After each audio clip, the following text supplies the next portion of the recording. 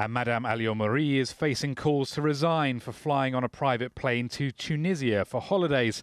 That plane owned by a businessman with alleged ties to ousted leader Ben Ali.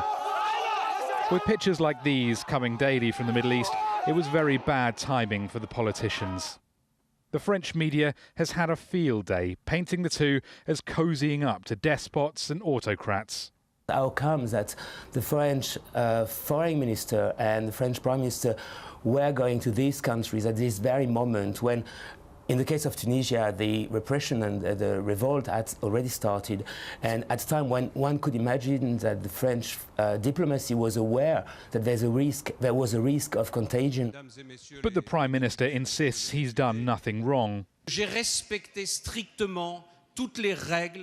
I have strictly respected all the rules related to private trips abroad for the Prime Minister, as well as the President of the Republic. But even if no rules were broken, President Sarkozy knows this looks bad, and new guidelines have been issued. For the holidays, from now on, members of the government will have to prioritise France. Invitations abroad will be authorised by the Prime Minister, in agreement with the diplomatic sections of the French presidency. Some, though, might question the wisdom of putting the Prime Minister, one of the culprits here, in charge of preventing any further embarrassments. Rory Challens, Al Jazeera. Now, the mobile phone giant Nokia is standing on a burning platform surrounded by a blazing fire of competition. That's according to an internal memo from its new boss. Stephen Elop's message hits out at his company for lacking competitiveness and accountability, as well as what he calls a general series of misses. The Finnish company has been struggling to cope in the recent mobile phone market. Worldwide sales fell from 36% of market share to 29% in 2009. And Mr. Elop pulled no punches in his analysis of the company's predicament. "We fell behind, we missed big trends, and we lost time," he wrote. "At that time, we thought we were making the right decisions. But with the benefit of hindsight, we now find ourselves years behind." Matthew Bath is the technology editor at the consumer magazine Which. He joins us here in the studio. So they've fallen behind, and obviously it's a kind of a big pep talk from the new boss, but why did they fall so badly behind? Well, really, they're in a race against Google with its Android platform, against Apple, which has only been in the market a couple of years, and against RIM, Research in Motion, with its BlackBerry. Now, really, Nokia, which is still the world's largest handset maker, has really found itself struggling against these newcomers, and certainly in the crucial smartphone space. All these other companies have posted massive growth, whereas, Nokia's actually seen its market share fall. And it's also interesting that he mentions that they're squeezed at the cheap end of the market as well, or the sort of the cheaper phones also gaining ground. That's right. I mean, this is a war that's being fought on two fronts, basically. Nokia is losing, brand traction as well in that high-end space, but also a flood of cheaper phones are coming onto the market, which also Nokia was playing in, and really they're undercutting Nokia and they're struggling. So Stephen Elop is unveiling his new strategy for the company on Friday. What would your advice be to him? Well, really, he's going to have to take some really drastic surgery here. He's going to have to drop Symbian, he's going to have to drop Migo, which hasn't launched yet, and really look to form an alliance. Now, he may be looking to Microsoft. He is a former Microsoft man, so he may be looking to use Windows Phone 7, or maybe actually an Android platform. Nokia may actually do both. Now, he's also going to have to really shake up the management as well. This is a company that has rested on its laurels, and now it's being beaten. Interesting, actually, the shares on Wednesday rose to the highest level since last May. Is that in anticipation that they might switch operating systems, as you suggest? Well, I think Stephen actually delivered a very strong message today, which actually was pretty clear and pretty decisive. But also he recognised that mobile phones are more than just the handsets. They're actually a complete ecosystem, as he called it. You actually have to have app stores and download music and media, so people consume a lot more. They don't just make phone calls anymore. And Nokia was the kind of the workhorse of phones. I mean, you could drop it on the floor and tread on it, and it kind of still survived. And they had that reputation for being just really good phones. I mean, do you think they can rebuild that? Because it's about a mindset as well, isn't it? Once people start not liking a brand, then it's hard to come back from that, isn't it? Absolutely, and really, Nokia do make great handsets. What they don't really have much success with is the operating system, and over the last 2 years, it has become a market obsessed with operating systems and with that mobile phone experience. Nokia's lost ground. Unsure whether it's going to make it back. OK, Matthew Bath, thank you very much indeed for your thoughts and your analysis. Thank you. And that's all from Europe this news hour, so let's go back to David in Doha. Lauren, thank you very much indeed. Emotions running particularly high in one part of Pakistan after an American man shot and killed two armed men he says were trying to rob him. Anti-US protests have been taking place in Lahore ever since this all happened almost 2 weeks ago. Kamal Haider reports. A diplomatic row is brewing between Pakistan and the US over the arrest of an American citizen. Raymond Davis is being held in the shooting deaths of 2 people in Lahore. He says they were trying to rob him at gunpoint. The US Embassy asserts he's a diplomatic employee and his arrest is a clear violation of the Vienna Convention. So far, Pakistan disagrees. Davis has already appeared in court and his case continues. This US diplomat gunned down 2 innocent civilians in broad daylight. We want to inquire what he was doing on the streets of Lahore with a pistol and all alone. Events after the shooting added to the existing outrage in Pakistan. That's when a US consulate vehicle drove the wrong way down a one-way street, killing a motorcyclist before leaving the scene. Tens of thousands of protesters have rallied in Lahore to demand justice. The US sent a senior congressional delegation to demand that Islamabad free Davis. However, fearing a major backlash, the Pakistani government says it will let the court decide.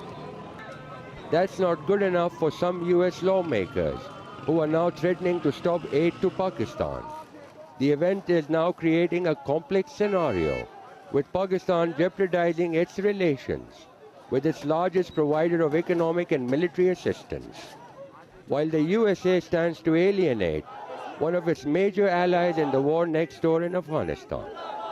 Kamal Haider, Al Jazeera, Islamabad. Well, let's go to the US now. The president there getting ready to send Congress his budget request for 2012. Can I have some money, he's going to say. Rosalind Jordan's in our Washington Broadcast Center with more. Well, David, it's not clear whether the president will get the money he wants. The administration is already wrestling with record budget deficits and a limping economy. On Wednesday, the head of the U.S. Federal Reserve, Ben Bernanke, warned Congress that the current job growth is just not good enough for a sustained recovery. John Terrett reports. Mid-February and Time Washington focused on the 2012 budget. President Obama is going to send his spending request to Congress next week, hoping to appease Republicans seeking cuts with programs to boost the economy. On Wednesday, the head of the central bank, Ben Bernanke, testified before the newly Republican-controlled House Budget Committee about the state of the U.S. economy and the country's debt. He said there may be signs of optimism, but a lack of jobs growth is still a big problem. Until we see a sustained period of stronger job creation, we cannot consider the recovery to be truly established. The lack of jobs is hurting the president's approval ratings. A new poll shows President Obama gets low marks from Americans for the way he's dealing with the economy. The Gallup survey shows only 37% approve, while a whopping 60% disapprove. Global economic woes have their roots in the U.S. housing market, and bailing out 2 giants of the industry, Fannie Mae and Freddie Mac, cost U.S. taxpayers billions of dollars. As the 2012 budget details begin to leak, it's clear the Obama administration is set on cutting them loose so that never again will the government have to step in, as it did in the aftermath of the collapse in 2008-2009. The details are vague right now, but more is expected on Friday. Also on the budget radar, plans to help cash-strapped U.S. states that have borrowed billions from the federal government to cover soaring unemployment benefits. The White House is planning to suspend their interest payments for the next 2 years to avoid states raising taxes on business. However, businesses may face sharply higher payroll taxes in 2014 to rebalance the books. Republicans call that a tax hike employers can't afford. They'll announce a program of cuts they'd like to see in the budget on Thursday. John Terrett, Al Jazeera, Washington. Now, a year after a human rights activist was killed along the Mexico-Texas border, authorities say they're now looking into the disappearance of 3 of the activist's relatives. Mexican police say they've received a complaint that the relatives of Josefina Reyes were forced from their car on Monday near Ciudad Juarez. That's just across the border from El Paso, Texas. Reyes had led protests against alleged abuses by Mexican soldiers before she was killed. The Venezuelan government says it has recorded 48 homicides for every 100,000 people in the country last year. That's more than twice the homicide rate for South America as a whole, according to a new report from the UN. A U.S. judge has rejected a defense motion to delay the testimony of 2 Cuban officials in the perjury trial of an ex-CIA agent. A Cuban Interior Ministry investigator has been testifying in the trial of 82-year-old Luis Posada Carriles. The judge has let the investigator testify about a 1997 Havana hotel bombing that prosecutors say Posada planned. Prosecutors also accuse the Cuban-born Posada of lying, both about how he came to the U.S. in 2005 and about his role in the Havana bombing. And that's all the news for now here in Washington. David, we'll send it back to you in Doha. We were telling you a couple of days ago about the hope that talks between North and South Korea might get something kick-started to ease the tensions in the Korean peninsula. Well, the talks are over after just 2 days. They had been the first discussions between the two sides since 4 people died in the shelling of a South Korean island in November. Harry Fawcett tells us why it all went wrong. Day 2 of these talks was recorded in still pictures, not video, and in the end there was a similar lack of movement in the positions of the two sides. Today, South and North Korea proceeded with the second working-level meeting for the inter-Korea high-level military talks in the House of Peace in Panmunjom, but it ended without agreement.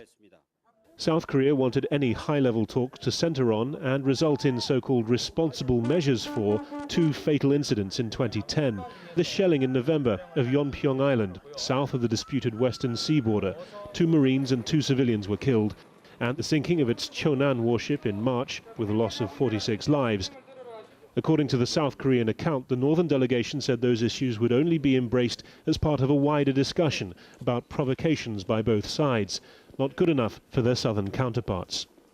After the shelling of Yeonpyeong Island in November last year, one respected measure of public sentiment put the proportion of South Koreans either concerned or very concerned about the security situation at a record high, more than 80%.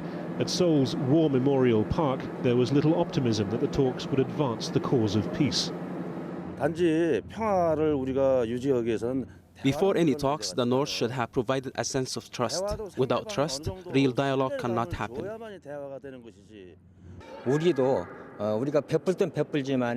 We have to provide aid to the North when we have to, but now it is time to stick to principle. North Korea should make an apology.